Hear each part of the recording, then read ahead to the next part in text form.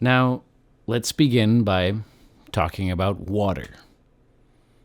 Descriptors may come flooding to mind, like pure, crystal, natural, cool, or clear.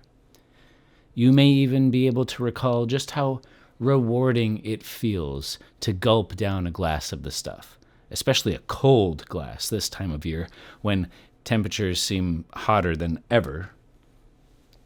Now, imagine the tap stops running. Bottled water disappears from store shelves. I mean, that's already happening at my local supermarket. An unquenchable thirst soon follows.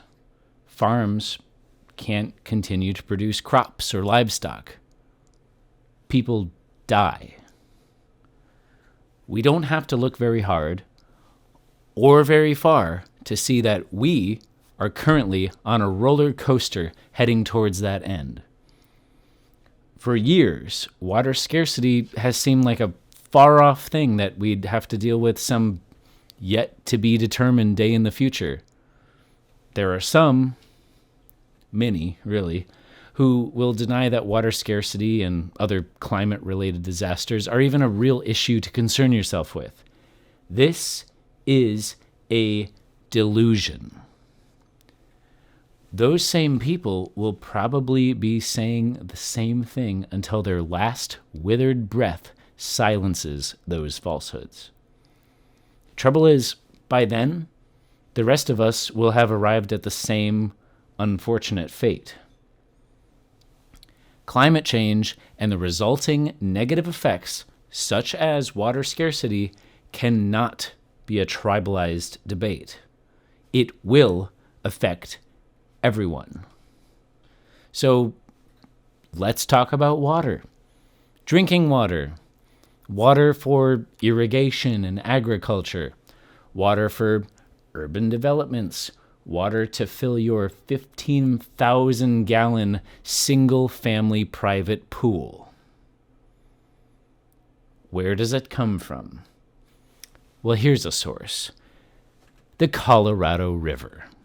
It might not be your principal water source, but the Colorado River is the principal river of the American Southwest. A thing of natural beauty, with the deep blue of the water contrasting with the red, rocky cliffs on either side. Not only is the river a valuable aesthetic asset, but a vital source of water for some 40 million people across 7 U.S. states. It's a major source of renewable energy via hydroelectric dams, such as the Hoover. Renewable energy, that's a must, but we're here to talk about water today. However, I will say this. If the water dries up, so too stop the hydroelectric turbines. It would be a dark day indeed. The two biggest reservoirs found along the river's 1,450-mile journey, Lake Powell and Lake Mead, are formed by the Glen Canyon Dam and Hoover Dam, respectively. In the year 2000, Lakes Mead and Powell were about 95% full. By the end of this year, 2022, Lake Mead is projected to be 27% full. That's a water level 45 feet lower than it was in 2020. Lake Powell will end the year 22% full, its water surface being 70 feet lower than it was just 2 years ago. It's been called the Millennium Drought, and it's been happening for 23 fucking years. The scale of the disaster is undeniable and extremely visible, with the receding water leaving the newly exposed banks looking like a bathtub ring around the remaining water. You may have heard news lately about all kinds of things once submerged, now sitting on the banks of these reservoirs. Things like sunken boats and human remains, potentially tied to mafia activity in nearby Las Vegas. We won't get sidetracked, but the point is this catastrophic reduction in usable water supply is undeniable, no matter how you feel about climate change. Although, if I had to guess, you probably feel pretty warm. In June, the Bureau of Reclamation's commissioner ordered the 7 states that rely on the water from the Colorado to reduce use by 2 to 4 million acre-feet over the next year. That's an enormous number. To put it in a more familiar measurement, 1 million acre-feet is equal to just under 326 billion gallons. Now, multiply that by 4. So that yet to be determined day in the future is now. The situation is desperate. The proposed cuts are made with the current circumstances in mind, but because the climate is changing for the worse, new guidelines will constantly need to be adapted.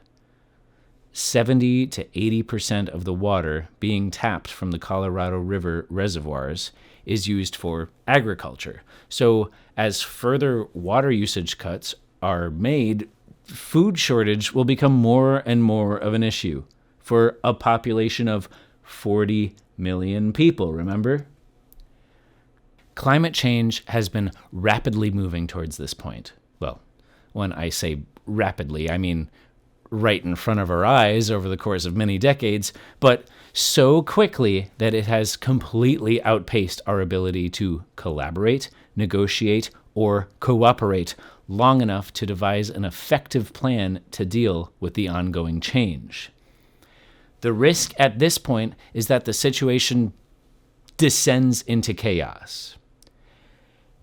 Need I remind you, dear listener, that the U.S. does not exist in a vacuum. There are other countries in general, but also other countries that are experiencing similar climate crises. I feel like that disclaimer is a little harsh, yet valid, because I was kind of shocked to discover that as of a 2021 Pew Research poll, it was found that 27% of U.S. citizens have never left the country. That's almost 89 million people. To put that number in perspective, about 81.25 million people voted for Joe Biden in 2020. The most votes any presidential candidate has ever received. Mental note, U.S. voter participation for a future episode. Anyway, more people than the number of people that elected the sitting president have never left the country, not even venturing as far as Canada or Mexico. And with U.S. education being what it is, I feel like it's sometimes just a helpful, friendly reminder that a place like Azerbaijan, for example, exists. It's north of Iran, which is sandwiched in between Iraq and Afghanistan. You're probably visualizing that area now because, as Mark Twain once said, God created war so that Americans could learn geography. I want to touch on some of the climate disasters affecting the worldwide population now. As a disclaimer, I won't go into as much detail as I did with the Colorado River crisis. My intention is certainly not to diminish the importance of these world events, but I can sense the low morale in the room, and I'd like to get to a discussion on some potential actions we can take as a human species to curb or reverse the negative effects of anthropogenic, or human-made, climate change. That term, anthropogenic climate change, will be addressed in a moment too. I choose not to use the term man-made, because that kind of terminology seems a little dated. So all the genders get to share the blame equally.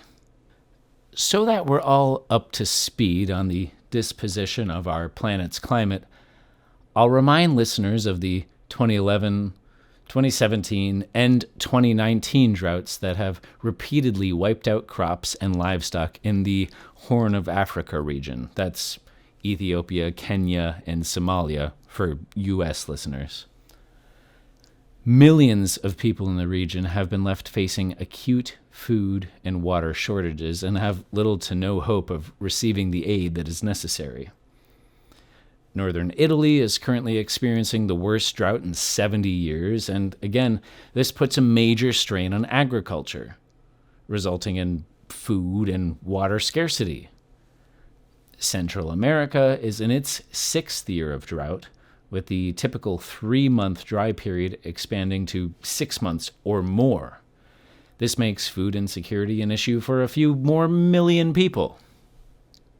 There was the disastrous 2019-2020 wildfire season in Australia. The wildfires were a direct result of abnormally dry conditions on the Australian continent. Thousands of families lost their homes. Billions of native animals were killed. Some species and ecosystems may never recover from those fires. Currently, massive wildfires are burning across huge swathes of land in France and Spain. And on the opposite end of the spectrum, over the last year, floods and landslides have forced 12 million people from their homes in India, Nepal, and Bangladesh. A third of Bangladesh was underwater. So, what is to be done about all of this? Is it too late at this point to make a difference? There are certainly things that individuals can do. Be aware of your personal water footprint. Look at your past local utilities bill. See how much water was diverted to your home or apartment. And if for no other reason than saving money, try to make that number smaller next month. You turn the faucet off while brushing your teeth, don't you? And sure, that pool behind your house is a nice feature, and you must be proud of it. It's a good pool. But is that the most effective way to use thousands of gallons of water? Listen, in all honesty, the individual responsibility to mitigate anthropogenic climate change, especially as we move closer to the breaking point, is a tiny portion of what really needs to happen. Everyone should still mitigate water waste, but the most important thing an individual can do is to begin a discussion, get people talking, organized, and get a comprehensive plan for climate resolution enacted on a federal level, maybe one day on a global level. But we have to address the elephant in the room. Not everyone knows that water scarcity and the larger issue of climate change is happening. Some people might just be innocently ignorant to the idea. If so, thanks for tuning in and taking the time to learn more. While others actively try to suppress the reality of the situation and can't seem to muster the courage to take a stance against anthropogenic climate change. There's that term again. Anthropogenic climate change. I've heard the argument made time and time and time and time and time again that the Earth's climate is naturally going to change over time. Then whoever is making this lofty intellectual argument usually points out one of the pre-industrial climate shifts, like one of the ice ages, for instance. Okay, that's not climate change that we're responsible for, though maybe we could still make a difference there.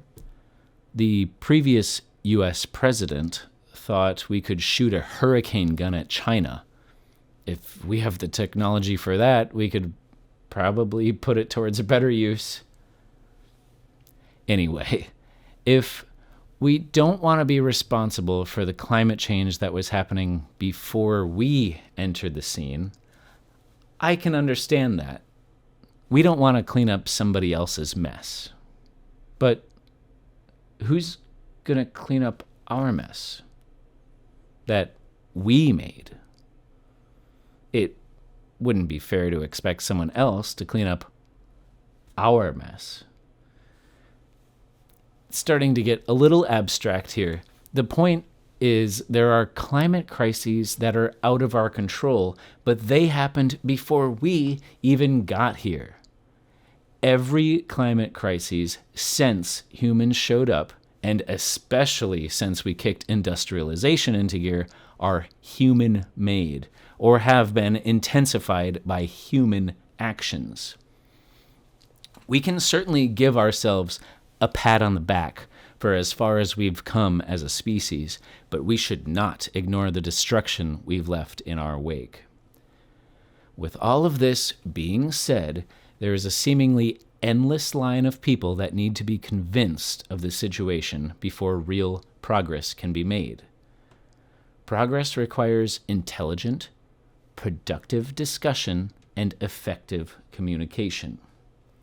Now, every time someone denies climate change, or claims there is nothing to be done about it, or manipulates facts to support their own position, or spends their time poking fun at an activist's methods of raising awareness of the climate crisis, what has happened is, instead of being able to have an intelligent, productive discussion that can arrive at solutions, we instead have to spend the time refuting the denier's fiction and try to reestablish the integrity of the conversation. Therefore, they've delayed the solution. The climate situation continues to become more desperate, and some of the blood from future crises is on that denier's hands. Of course, another barrier to effective communication when discussing solutions to the climate crises are people's political agendas. It's truly astounding that the topic of climate change has become such a tribalized conflict among different groups of people. People will jump on the opportunity to insert their political agenda into the mix, and often it just doesn't fit. Claiming that Alexandria Ocasio-Cortez, who introduced the Green New Deal, is going to hunt people down for eating hamburgers offers nothing to the conversation. We instead have to spend time refuting this fiction and try to reestablish the integrity of the discussion. Therefore, they've successfully delayed the solution, the climate situation continues to become more desperate, and some of the blood from future crises is on that person's hands. Decades have been wasted on pointless arguments, and the longer the can gets kicked down the road, the more extreme the response to climate change will have to be. In the U.S., as with many modern states, politics and economy are practically inseparable, meaning in a capitalist society like the U.S., lawmakers and those with capital have formed such a relationship that the changes needed to address the issue of climate change might be too big a pill to swallow. In all actuality, a capitalist society will likely find it next to impossible to produce or accept the terms of a solution to climate change.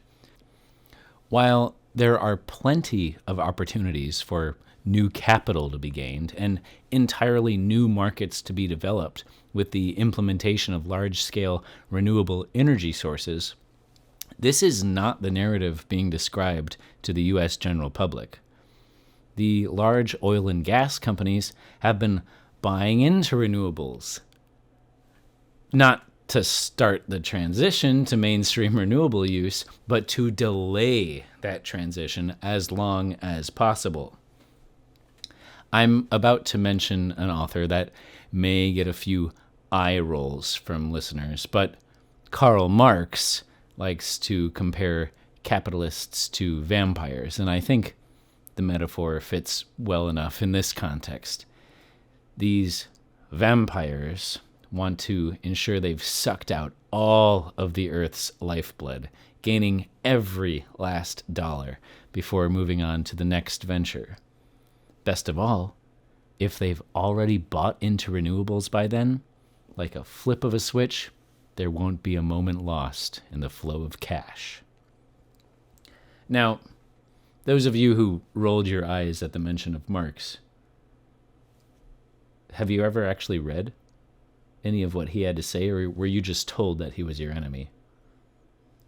Anyway, so while the U.S. government is not inclined to make the necessary changes, and the Supreme Court is actually undoing the EPA's ability to mitigate carbon emissions, they're the government that needs to be convinced to put a plan in place. Well, when I say they, I mean whoever fills those seats in the three branches of government. These politicians are replaceable. Remember that.